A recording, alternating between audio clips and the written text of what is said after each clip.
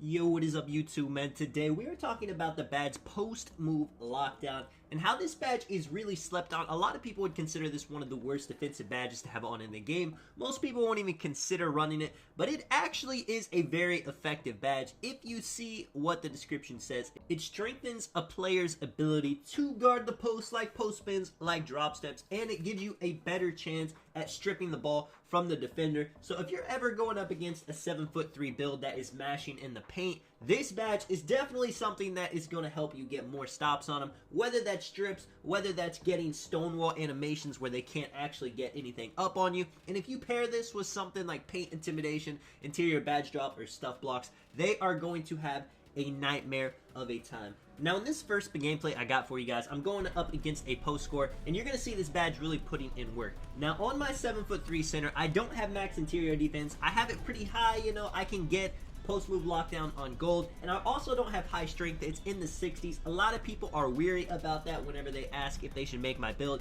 but speed is so important. Sometimes you do have to sacrifice weight, which is gonna sacrifice strength. But look, man, this dude is hitting me with post spins after post spins, doing his best to get into the paint. He comes in here, he can do this, and he can get around probably 99% of defenders very easily. But because I'm 7'3", because I have post-move lockdown, you can actually see he is really struggling to get position, you know.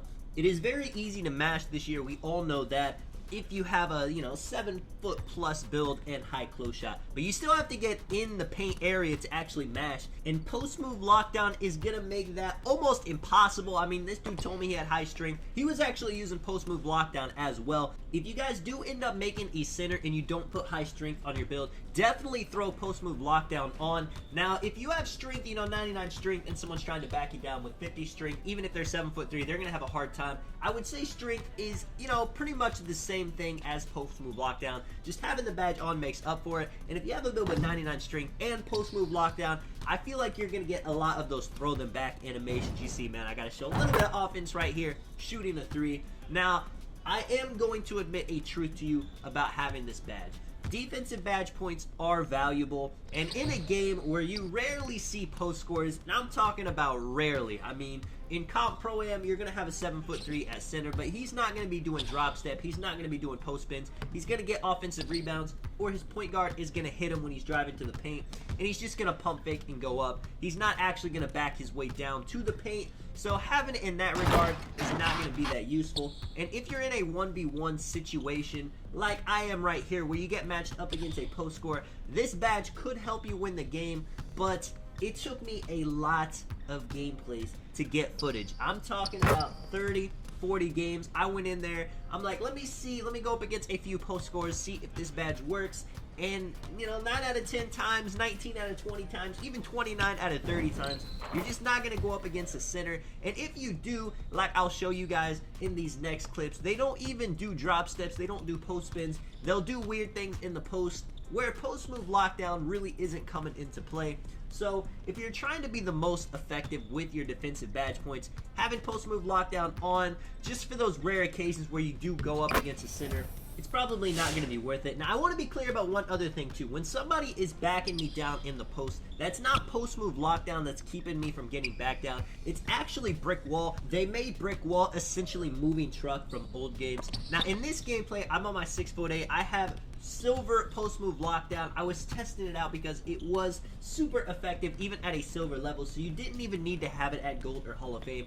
But this is the kind of gameplay I was talking about. This guy right here, he's not a true post scorer. He's like a hybrid. He's like a 6'8", 6'9". He can dribble a tiny bit, but he goes into the post as well.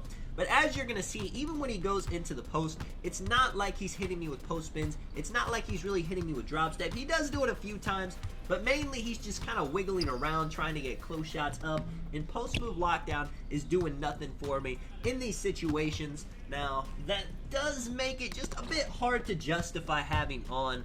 I mean, this badge does work, and it's great at doing what it's supposed to do. The problem is the playstyle people have now.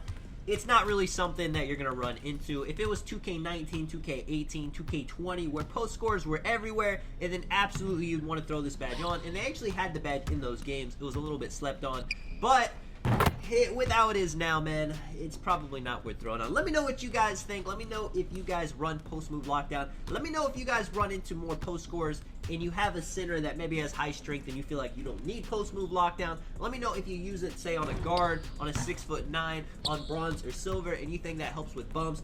I will say I did feel like I was bumping people and making them pick up the ball more in the post, but I don't feel like that's actually post-move lockdown. Now, if they do it after spin, after drop step, it's definitely that. And that's it, man. I wanted to show this badge some love. It definitely works when you're put in situations where somebody is hitting with drop steps and post spins. But how often will that actually be? Probably not that often. Let me know if you guys enjoyed the video, man. This is Tonic. I will catch you guys in the next one. I'm out.